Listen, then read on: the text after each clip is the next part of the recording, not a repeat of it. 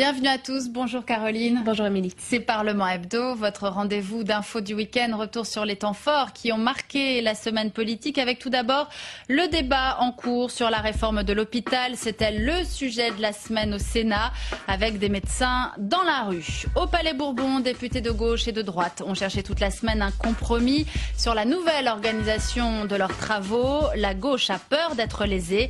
Le président de l'Assemblée nationale, Bernard Accoyer, tente de jouer les arbitres.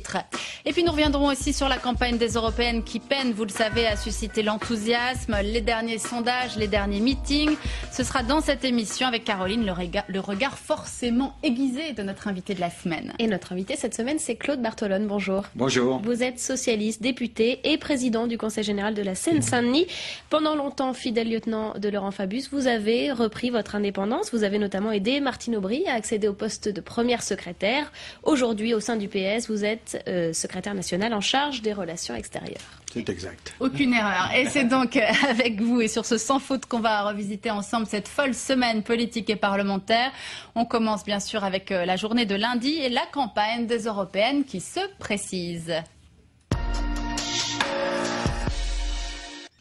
En ce début de semaine, donc, les états-majors des partis politiques rentrent enfin dans le vif de la campagne des européennes. À moins d'un mois du vote, le 7 juin prochain, les sondages placent l'UMP en tête. Du coup, la gauche s'affole avec en toile de fond un certain désintérêt, c'est vrai, des Français pour une campagne où on a le sentiment de ne pas vraiment parler d'Europe. Tout de suite le point sur ces européennes avec Mathieu Verlaine. Cela ressemble à de l'indifférence.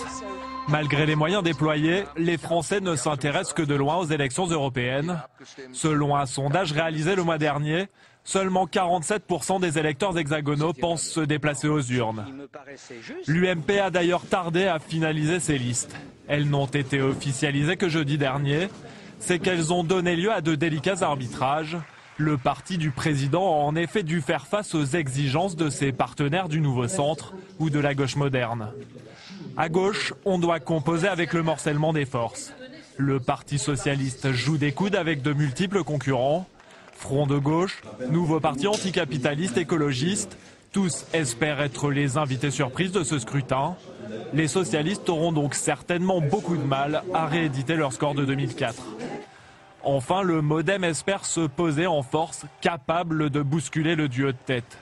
François Bayrou délaisse le traditionnel message européen des centristes au profit d'un vigoureux discours d'opposition et rêve de retrouver l'influence de l'UDF d'il y a 5 ans. Pour l'heure, selon les sondages, l'UMP fait la course en tête avec 27% des intentions de vote. Faut-il d'ailleurs y voir un indice de satisfaction de la politique de Nicolas Sarkozy ? Le Parti socialiste atteint lui 23%, peinant à trouver ses marques. Quant au MoDem, il serait crédité de 10 à 14% des suffrages.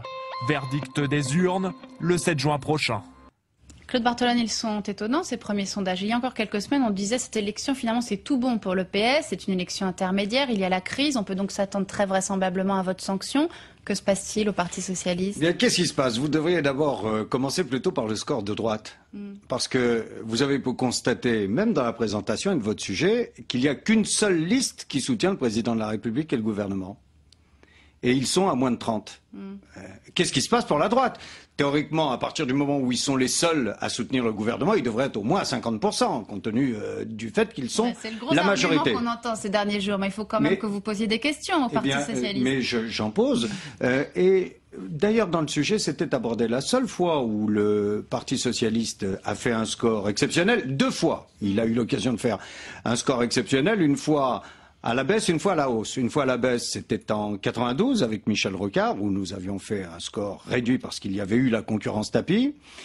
Et la deuxième fois, c'est en 2004, où nous avons bénéficié, il faut le reconnaître... Vous étiez à peu près à 29%. Oui, nous avons bénéficié, il faut le reconnaître, de l'élimination, hélas, de Jospin en premier tour de l'élection présidentielle.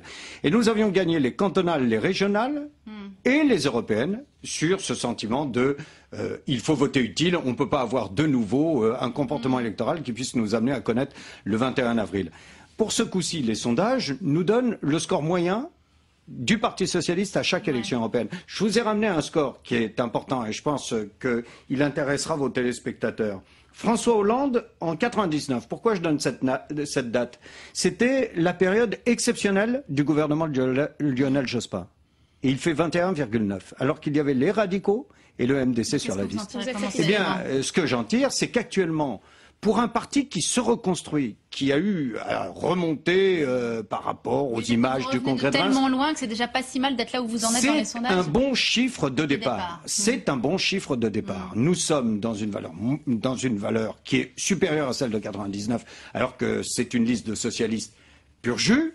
Et je crois que c'est maintenant que la campagne commence, maintenant qu'enfin la droite a des candidats, que chacun va pouvoir se rendre compte du fait que les socialistes ont leur liste complète depuis des semaines, qu'ils sont rassemblés avec tous les autres partis socialistes et sociodémocrates dans le cadre du manifesto, et qu'ils veulent maintenant présenter aux Français des propositions pour montrer que l'Europe rêvée, elle peut exister. Et elle ne peut exister qu'en permettant au deuxième groupe du Parlement européen d'être majoritaire, c'est-à-dire en votant socialiste. Voilà un bel enthousiasme, optimisme de départ. On va voir s'il tient tout au long de cette émission.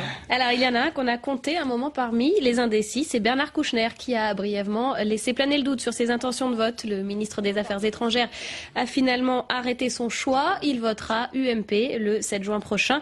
Mais son hésitation a créé l'embarras au sein du parti de la majorité, même si ses propos n'ont pas vraiment surpris Michel Barnier, tête de liste en Ile-de-France. Il a dit qu'il avait besoin de lire les projets. Je ne sais pas s'il a trouvé d'autres projets à lire. En tout cas, moi, je lui avais transmis celui de la majorité présidentielle, qui est le projet de la majorité pour changer l'Europe, pour que l'Europe soit plus protectrice et qu'elle agisse plus. Et donc, je suis très heureux qu'en lisant ce document, il ait trouvé des raisons de voter pour moi. Voilà. Claude Barthelone, Bernard Kouchner est-il toujours un ministre d'ouverture à partir du moment où il soutient l'UMP? Je pense que il a franchi le Rubicon depuis pas mal de temps. Mais ce qui est intéressant dans sa position, c'est qu'il est ministre des Affaires étrangères. Il aurait dû être le premier convaincu par l'attitude de la France et du président de la République au moment où la France a exercé la présidence de l'Union. Et malgré ce bilan qu'on nous présente comme un bilan extraordinaire, le ministre des Affaires étrangères hésite. Alors après, pour le joke, c'est pas la première fois. Je vous rappelle que en 92, il était sur la liste de Michel Rocard. Et au moment des élections, il nous a annoncé qu'il n'avait pas voté pour la liste sur laquelle il figurait. C'est une éternelle Donc j'ai l'impression que les élections européennes ne réussissent pas à Bernard Kouchner. Est-ce qu'il a trouvé à lire, Michel Barnier, ça savait pas très bon, s'il avait trouvé autre chose à lire que le programme de l'UMP, vous lui avez envoyé, je crois. Oui, nous lui avons envoyé parce qu'il serait quand même temps qu'il s'intéresse quand même au bilan de son gouvernement et aux propositions que peut faire la droite. Parce que ça fait quand même désordre, quoi. Un ministre important qui a du mal à reconnaître qu'il est passé à droite et qui a du mal à reconnaître les résultats d'un gouvernement, ça fait beaucoup. Juste un mot sur l'ouverture des rumeurs persistantes d'un Claude Allègre, qui entrerait au gouvernement. Est-ce que l'ouverture continue? Je leur souhaite du plaisir. Hein.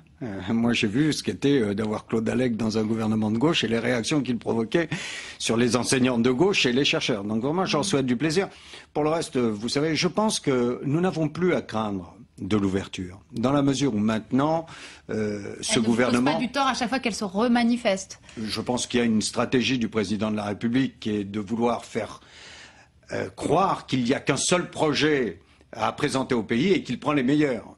Si tant est que l'on puisse dire que Claude Allègre fait partie des meilleurs. Mais pour le reste, maintenant, il n'y a pas un électeur sensé de gauche qui va imaginer que ce gouvernement Sarkozy, ces gouvernements Sarkozy-Fillon, puissent avoir le moindre label de gauche. Vous savez, pour un certain nombre de ces consciences de la gauche, comme Bernard Kouchner, vraiment, c'est au moment où il y a eu tout le débat sur les tests ADN que je me suis dit, finalement, ils sont définitivement passés de l'autre côté. Donc bon débarras, c'est ça que vous dites? Non, je le regrette. Franchement, surtout pour Bernard Kouchner. Moi, j'ai vraiment beaucoup d'affection pour Bernard. Il a un parcours à la fois spectaculaire, médiatique, mais sympathique. Et vraiment, ça m'a fait de la peine. Mais maintenant, il a vraiment choisi. Je le considère comme un type sympathique, mais de droite. Et vous aurez moins de peine pour Claude Allègre, on l'a bien compris. Allez, on passe maintenant à la journée de mardi, la fin du feuilleton Hadopi à l'Assemblée. Mardi, Christine Albanel respire enfin un peu. Son projet de loi création et Internet destiné à limiter le piratage des œuvres est enfin adopté. Après, vous vous en souvenez sans doute, de multiples épisodes. Des députés socialistes cachés derrière le rideau de l'hémicycle pour renverser la majorité. Des chanteurs, comédiens et autres artistes de renom mobilisés sur le sujet. Et au final, un vote au Palais Bourbon qui n'aura pas vraiment mis fin au malaise. Tout de suite, le rappel des faits avec Jérémy Hartmann. Les résultats votants, 557, suffrages exprimés 529, majorité absolue 265, pour 296, contre 233. L'Assemblée a adopté. Un vote exemplaire, un vote massif, c'est ce que souhaitait Jean-François Copé. Le chef de file UMP peut être satisfait. Cette fois-ci, le projet de loi contre le piratage sur Internet est bel et bien adopté, malgré un dernier baroud d'honneur de l'opposition. Notre groupe votera contre ce texte pour 3 raisons majeures.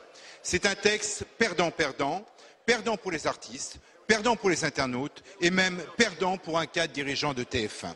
C'est un texte inefficace, dépassé et inapplicable. C'est enfin un texte qui, tel la ligne Maginot, retarde stérilement l'indispensable adaptation du droit d'auteur à l'ère numérique. Argumentaire vain, la majorité a lavé l'affront cet après-midi, près d'un mois après le rejet du texte par manque de députés UMP dans l'hémicycle. Qui est pour l'adopter? Qui est contre? Le texte est rejeté.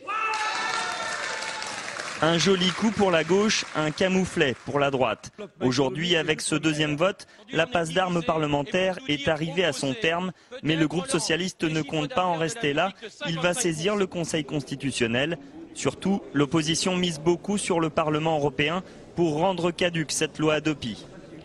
Mardi toujours, le très controversé projet de loi Bachelot sur l'hôpital arrive au Sénat, largement retouché par la Commission des affaires sociales.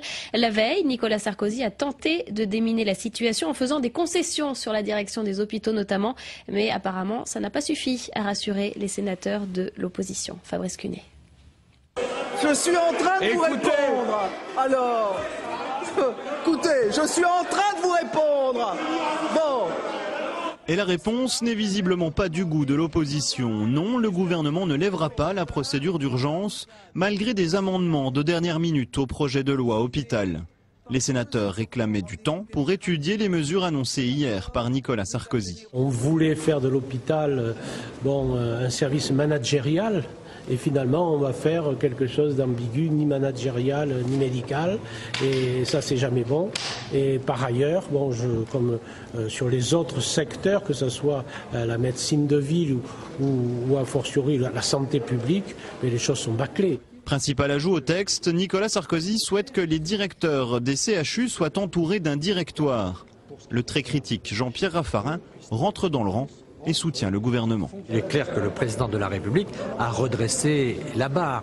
Nous étions quelque peu dans une impasse et il est clair qu'en rééquilibrant le pouvoir avec une meilleure place donnée aux médecins, au personnel de santé, le président de la République a fait les gestes nécessaires pour que le débat soit serein au Sénat. Pour la sérénité dans les débats, on l'aura compris, il faudra attendre. Même constat dans la rue, le personnel hospitalier a maintenu sa manifestation de jeudi.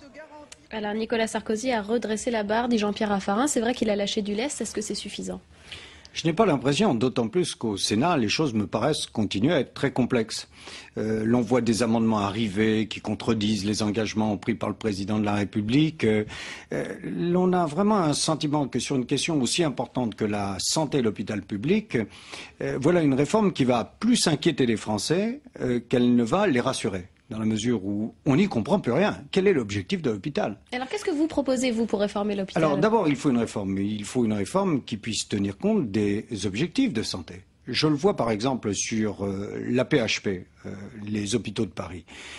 Je vois les demandes qui existent et les besoins qui existent, notamment sur la partie banlieue dans laquelle est implantée l'AP-HP, comme la Seine-Saint-Denis. Et à un moment où l'on nous parle de vieillissement de la population, à un moment où l'on nous dit qu'il y a une partie des indicateurs de santé qui se dégradent, on nous annonce 700 suppressions de postes. Et je pense que c'est là où il faut à la fois qu'il puisse y avoir une réforme pour réussir à tenir compte des déserts médicaux qui commencent à apparaître en zone rurale, en zone urbaine, pour réussir à avoir des implantations qui permettent de répondre aux besoins de santé de la population, et qu'il y ait une réforme qui montre que nous essayons de voir quels sont les objectifs sanitaires que nous voulons atteindre pour fixer les moyens qui doivent lui être affectés. Tandis que là, la proposition qui est celle du gouvernement, malgré les interventions du président de la République, on a l'impression de dire aux hôpitaux, voilà l'enveloppe qui vous est attribuée et débrouillez-vous. Et on a l'impression que l'on dit à tout ce petit monde, l'on va mettre un directeur qui n'aura pas à tenir compte des infirmiers, des médecins, du personnel. C'est précisément ce point-là qui a été modifié. Oui, heureusement.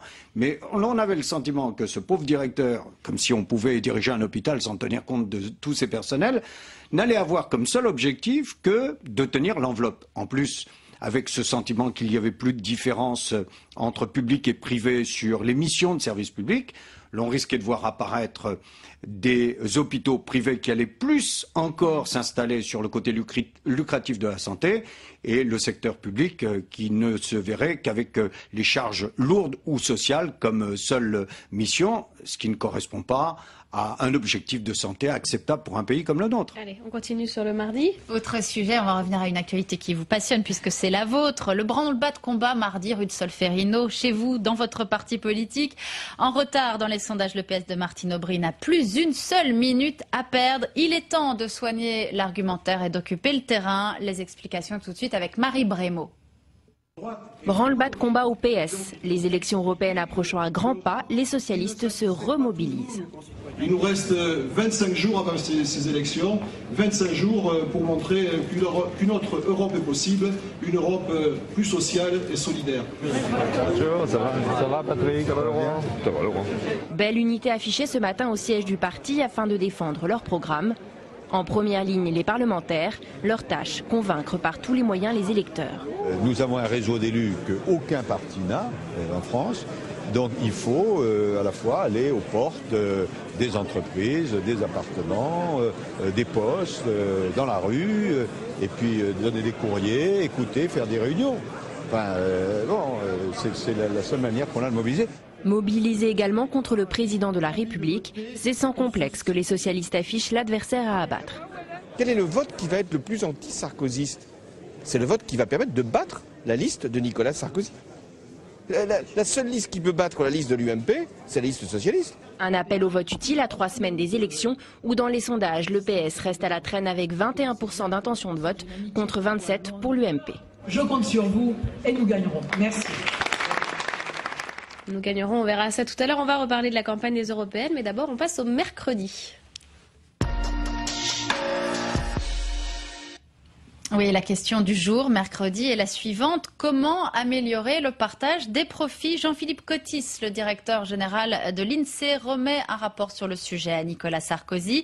Il fait le constat qu'en France, la progression des salaires est extrêmement faible.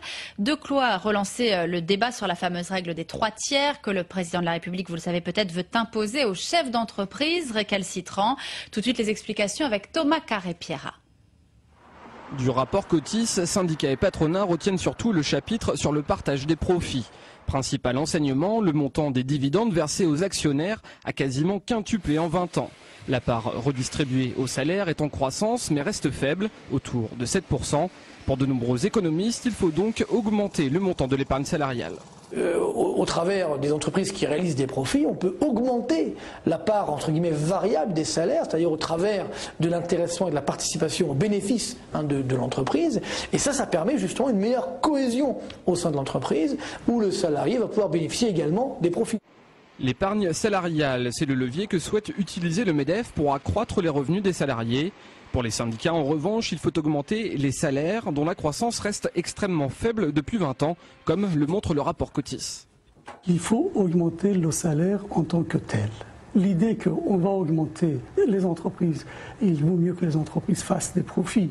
Et à ce moment-là, les salariés auront une part de ces profits sous forme d'intéressement, de l'épargne salariale et tout ça.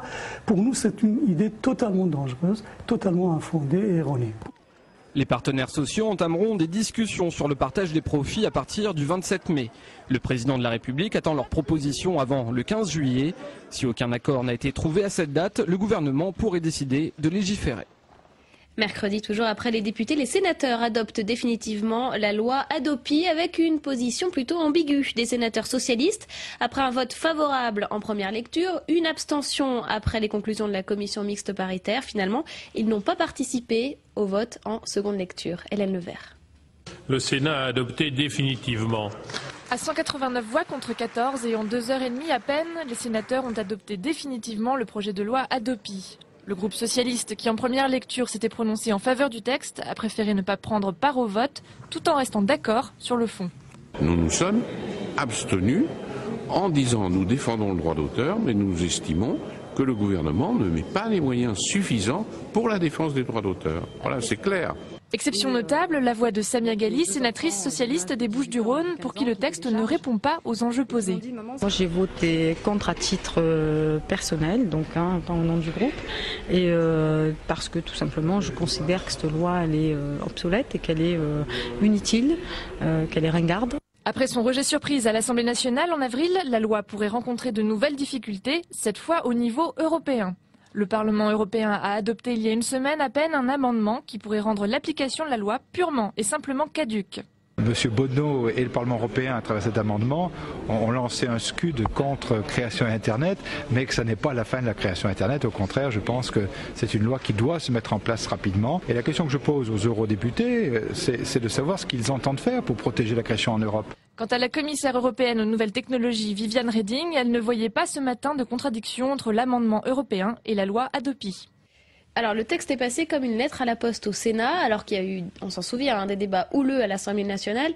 Est-ce que vous comprenez le comportement des sénateurs socialistes qui ont hésité, changé d'avis? Je le comprends parce qu'ils ont placé leur vote après les décisions qui ont été prises à Bruxelles. Et ils ont le sentiment que finalement le texte qui leur est proposé risque tellement de se retrouver juridiquement en contradiction avec des directives européennes qu'ils se disent à quoi bon... C'est pas ce que dit la commissaire européenne. Oui, mais j'ai l'impression que lorsque vous reprenez les débats au sein du Parlement européen, et notamment lorsque cet amendement a été déposé, la commissaire européenne risque de se retrouver à affronter en minorité par rapport au Parlement européen. Et j'ai l'impression que tout le monde reconnaît le pouvoir qu'a pris le Parlement européen.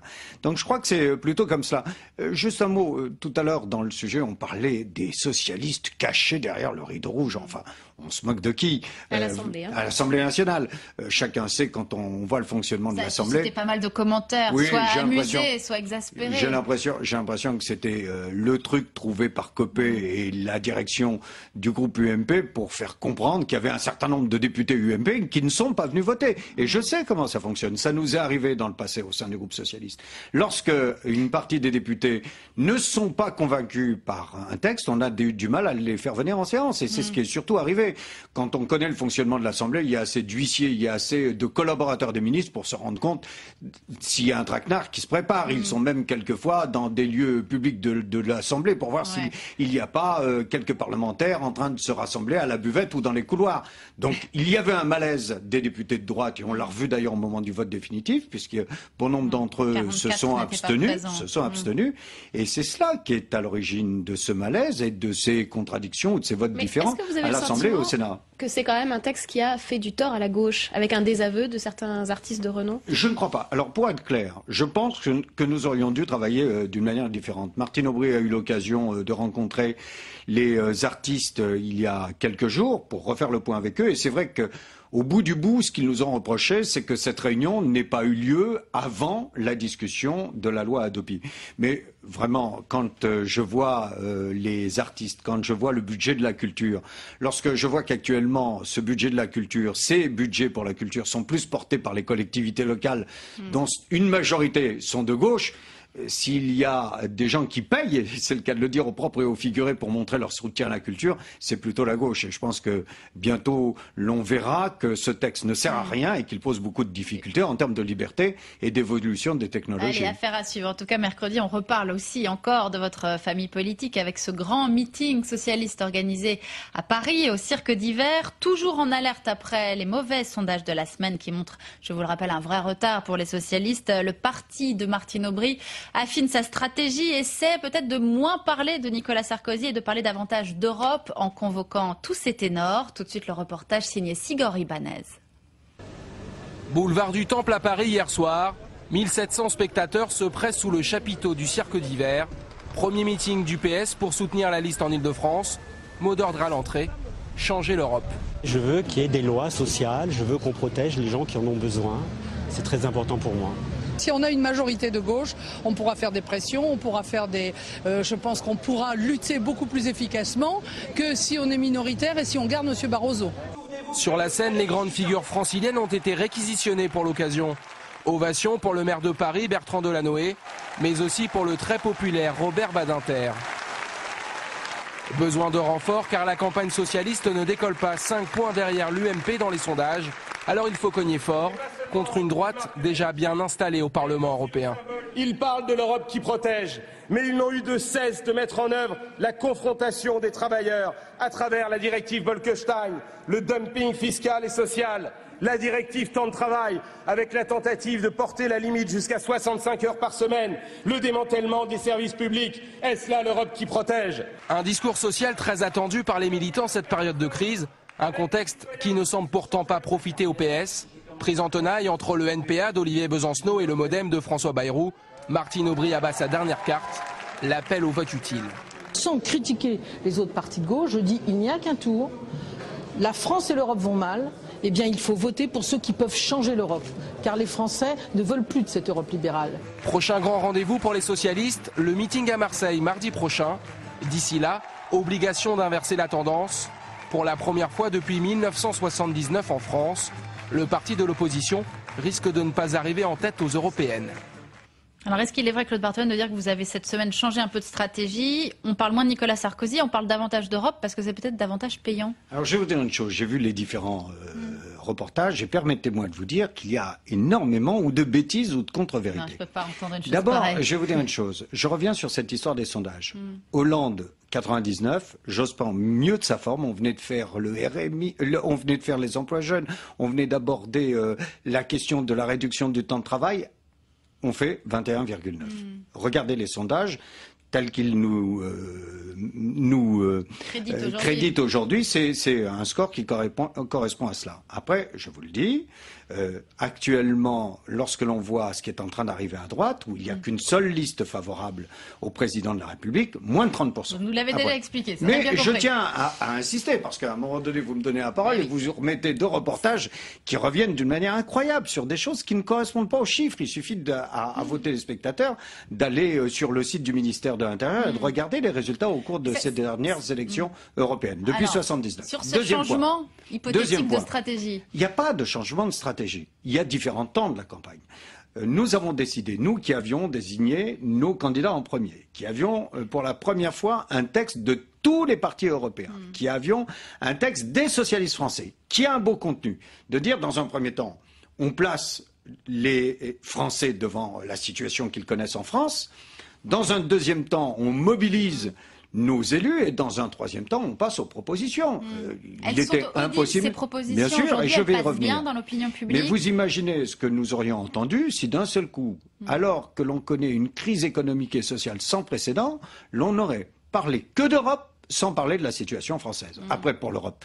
Maintenant, il est temps de dire, voilà, il y a une majorité de droite au Parlement européen. Et ça ne peut pas durer parce qu'on a vu que cette majorité a été silencieuse, que Barroso a été inaudible en période de crise et qu'il est temps de dire, voilà, maintenant, très vite, si les socialistes, qui sont les seuls à pouvoir représenter une majorité alternative au Parlement européen, sont majoritaires, on engagera tout de suite 100 milliards d'euros pour avoir un véritable plan anti-crise anti-européen.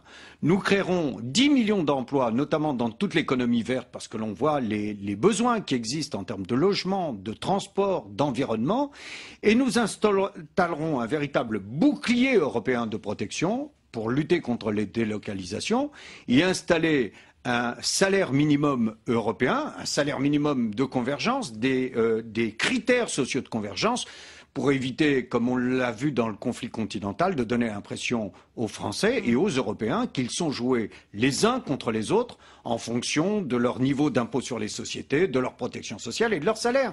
Et c'est ça une campagne dynamique. Il faut plusieurs temps. Si l'on devait donner l'impression... Il vous restera peu de temps. Oui, pour mais faire regardez, ces propositions. Mais les autres sont dans la même situation. Je vous rappelle, et ça a été dit dans un de vos reportages, voilà à peine quelques jours que la droite à ses listes complètes. Alors, et je crois que ça aussi, les électeurs vont l'entendre. Parmi les partis qui font du tort au PS, Europe Écologie, avec les principales têtes de liste, Eva Joly, Daniel Cohn-Bendit et Yannick Jadot, qui donnaient un meeting à Orsay mercredi au programme La morale des grands patrons, l'histoire de l'Europe ou encore la nécessité pour les 27 d'avoir une politique étrangère commune. Des images signées Jérémy Hartmann. Claude Barthelone, est-ce qu'il vous manque au PS un Daniel Cohn-Bendit pour incarner cette campagne européenne? Ah, je ne crois pas. Je pense que nous avons, des Daniel Cohn-Bendit. Quand est-ce que c'est vous pas un prenez... tort, justement? Est-ce qu'il ne faut pas un leader charismatique, Mais une ça, figure qui alors là, incarne vous posez l'Europe? une belle question. C'est que moi, je suis totalement opposé à ce mode de scrutin. Malheureusement, on a aussi des responsabilités dans le cadre de la régionalisation du scrutin européen, alors que c'est totalement absurde. Ouais. On ne demande pas à un parlementaire européen d'être sur les marchés ou d'avoir un lien quotidien avec ses électeurs. Il doit être au Parlement européen. Et moi, je regrette le temps où il y avait une tête de liste qui incarnait une politique européenne. Mais pour le reste, vous savez, lorsque je vois la qualité de Vincent Peillon, lorsque je vois le talent d'Harlem Désir, lorsque l'on connaît la détermination européenne d'Henri Weber, lorsqu'on connaît les capacités de Trautmann, franchement, vous pouvez les prendre tous. Donc Peillon, Désir, Weber, Trautmann valent bien un Cohn-Bendit, c'est ce non, que vous je pense que c'est Cohn-Bendit puissance 4. Parce que là où les Verts en ont un, nous, on en a et tout ça, de qualité dans chacune des régions. Ça peut faire combien au final? C'est quoi votre objectif? Moi, je veux le score le plus élevé possible. Mais eh bien au-dessus de la moyenne des résultats qui ont été les nôtres depuis 79. C'est en fonction de cela que l'on examinera les résultats. Indécrottable aujourd'hui de Claude Barthelone. En attendant. Mais vous savez, moi je pense que pour les socialistes, le plus grand danger, ce ne sont pas les autres partis de gauche, c'est l'abstention. Si, hélas, nos compatriotes devaient se dire l'Europe ne sert à rien et ça ne vaut pas le coup de se déplacer, là nous connaîtrons tous des difficultés. Allez, en attendant, on va passer à la journée de jeudi. François Fillon joue les Madame Soleil de l'économie française. Jeudi matin, grande interview du Premier ministre dans le journal Le Figaro. L'occasion pour lui de faire passer 2 messages. Évidemment, la situation économique est toujours critique, mais l'embellie se précise. Et dans tous les cas de figure, pas de changement de cap pour la politique fiscale. Tout de suite, le détail sur ces annonces avec Mathilde Terrier. Premier engagement pris par François Fillon, les impôts n'augmenteront pas pour combler le déficit public. Un déficit dont le Premier ministre annonce qu'il devrait doubler cette année à cause du plan de relance et du manque à gagner fiscal. Pour réduire les dépenses, François Fillon prévoit 34 000 suppressions de postes dans la fonction publique. Pour cela, un départ en retraite sur 2 ne sera pas remplacé. D'ailleurs, concernant le marché de l'emploi, François Fillon prévient qu'il continuera à se dégrader jusqu'à cet été. Autre annonce faite par le chef du gouvernement, une reprise économique lente en Europe dès 2010. Il précise toutefois que personne ne reviendra à l'équilibre en 2012. Enfin, quant à la désignation de Christine Lagarde en tant que commissaire européen, François Fillon affirme son souhait qu'elle reste ministre de l'économie. Claude Barthelone, que le gouvernement maintienne son refus d'augmenter les impôts, c'est une belle preuve de constance ou c'est une grande erreur politique? Je pense que c'est de l'irresponsabilité. On a vu ce qu'a pu être les résultats d'un Premier ministre qui était droit dans ses bottes. En voilà un qui est droit dans le Figaro. Mais je pense que ça peut avoir des conséquences. C'est la première fois qu'on a le Premier ministre qui dit rien avant 2011 en termes de sortie de crise. Et vous pensez que si il devait avoir comme seul discours maintenant, rien avant 2011, on ne touche à rien et on ne négocie pas, il ne risque pas d'y avoir de mouvement dans le pays? Je pense qu'il prend de très grand risque avec la situation sociale du pays. Alors justement, jeudi, les médecins et personnels des hôpitaux sont dans la rue pour protester contre le projet de loi Bachelot. Entre 9 et 25 000 personnes ont manifesté dans une trentaine de villes pour réclamer le retrait du texte. Pendant ce temps, les sénateurs sont au chevet de ce texte. Sur un fond de guéguerre avec l'Assemblée nationale, les députés réclament une levée de l'urgence pour avoir une nouvelle lecture. L'Élysée a refusé. Je dis toujours, cela fait maintenant 8 semaines que les facs de France sont bloquées. Nouvelle journée de mobilisation, notamment dans les rues parisiennes. Le gouvernement continue de dire que les examens auront lieu, que les diplômes ne seront pas bradés, mais les motifs de tension sont toujours là. Très brièvement, Claude Bartolone, comment on sort de ce type de blocage et que doit faire le Parti socialiste? Quelle est sa responsabilité dans cette affaire? Nous avons comme responsabilité de faire des propositions. Et c'est ce qui est en train d'être préparé par le Parti socialiste, parce que l'on voit bien que l'on ne peut pas rester dans cette situation où la réforme telle qu'elle est proposée par le gouvernement est ressentie, comme une inégalité de plus entre fac riches et fac pauvres, comme une mise en danger parce que soumise aux décisions du simple président de fac, et comme une difficulté pour les enseignants-chercheurs qui se verraient, en fonction de la volonté du président, devoir être imposés ou en heures de recherche ou en heures d'enseignement, et quand on sait ce que cela pourrait représenter pour des facs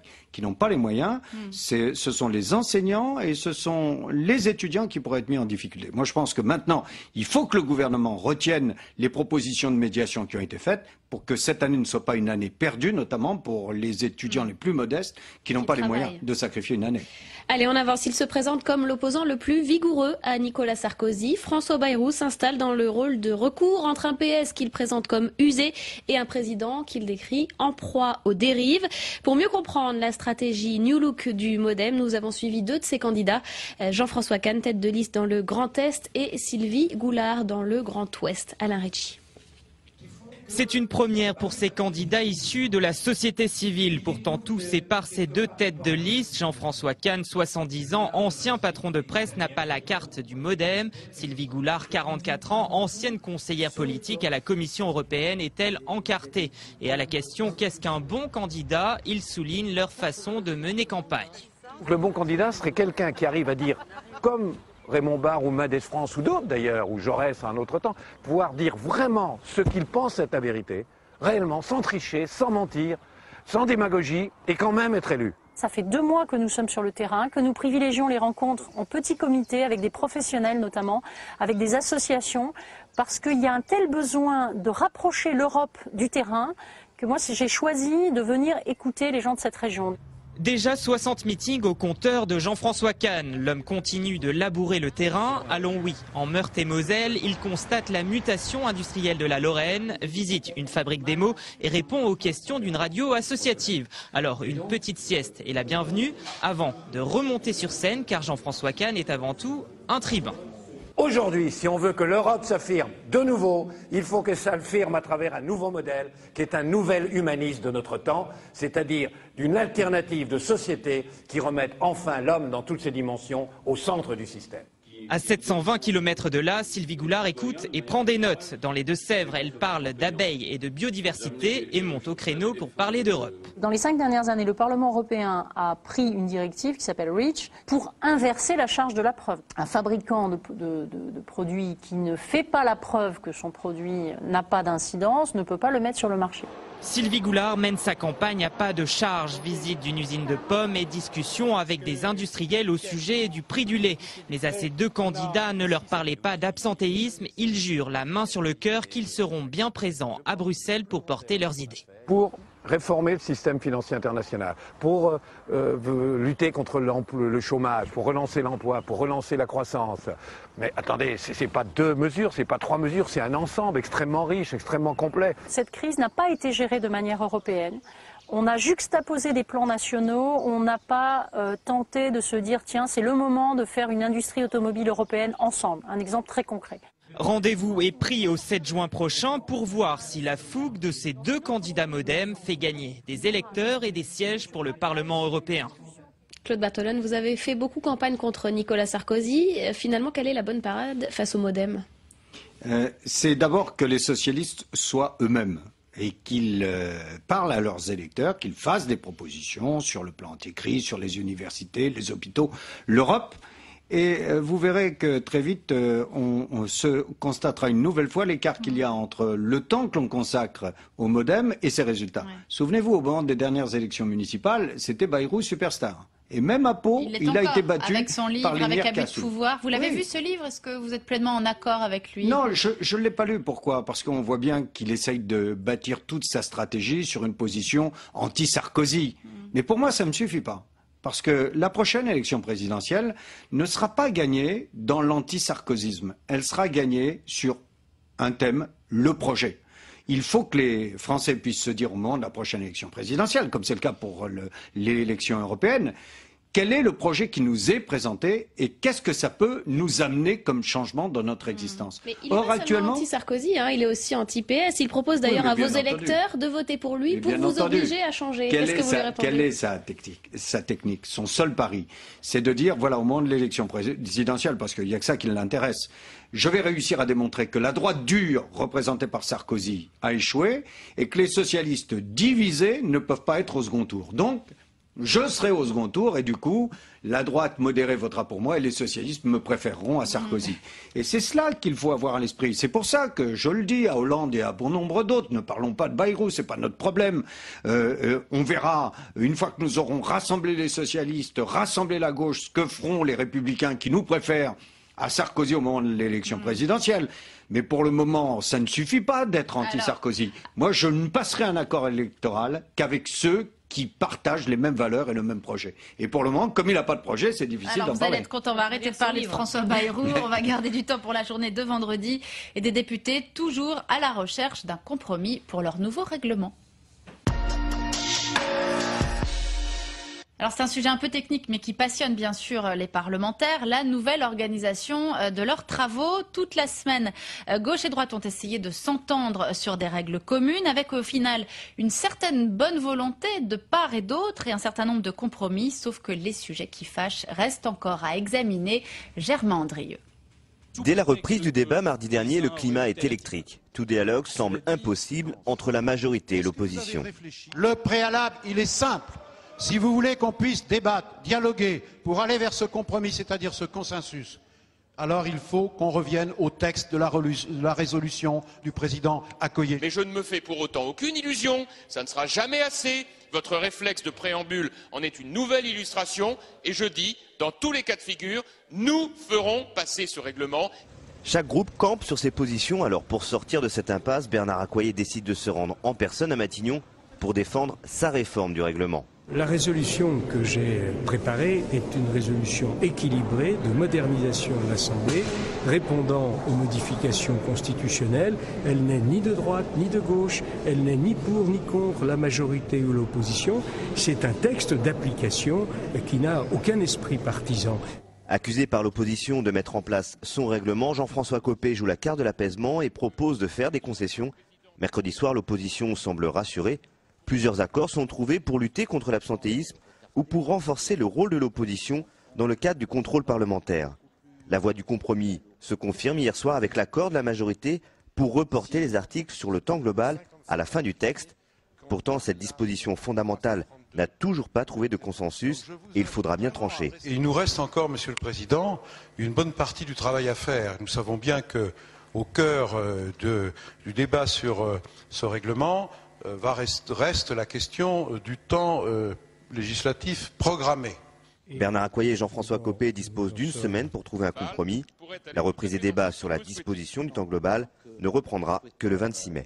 Allez, Claude Bartholone, expliquez à ceux qui nous regardent pourquoi ce nouveau règlement de l'Assemblée il cristallise à ce point toutes les tensions du moment. Parce que en germe, il y a l'amoindrissement de la voix de l'opposition. Et on le voit bien, dans votre sujet, on vient d'évoquer la semaine qui va rester à Copé et à Accoyer pour se mettre d'accord. Et c'est ça qui est insupportable. C'est que l'on voit actuellement le rôle joué par le président du groupe UMP pour en gros être la seule voix qui compte à l'Assemblée nationale. Comme si le débat démocratique dans le pays n'était que la discussion du président de la République, du gouvernement, avec le président du groupe à l'UMP. Il tente quand même de jouer les arbitres dans cette affaire, de là-dessus, il n'est pas très clair. Vous voyez, moi, je ne l'opposition. crois pas que ce soit de la responsabilité du président de l'Assemblée nationale d'aller voir le Premier ministre pour discuter du règlement intérieur de l'Assemblée nationale. Mais on est chez les fous.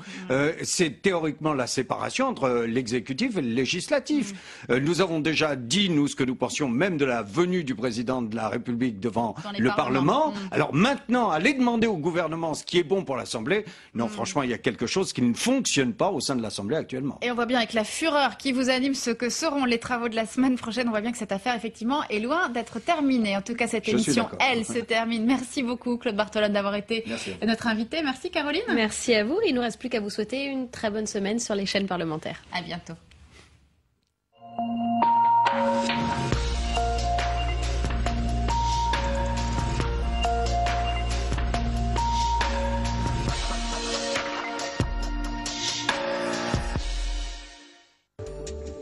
Avec Mathieu Pigasse, un banquier pour le moins atypique, nous tenterons de comprendre comment l'impensable est arrivé à l'automne 2008.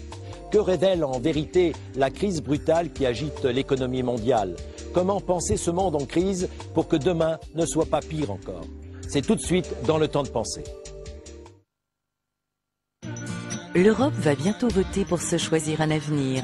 En mai, LCP Assemblée nationale visite les enjeux de cette élection. Magazine, reportage, émission spéciale. L'Union des 27 sera notre invité vedette.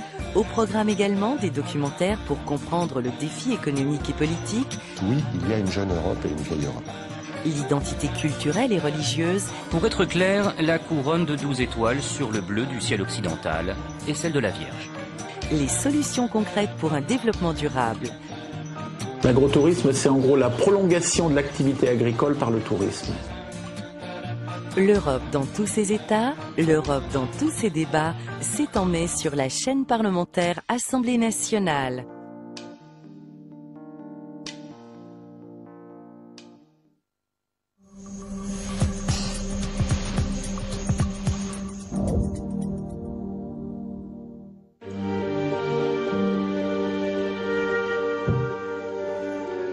C'est dans sa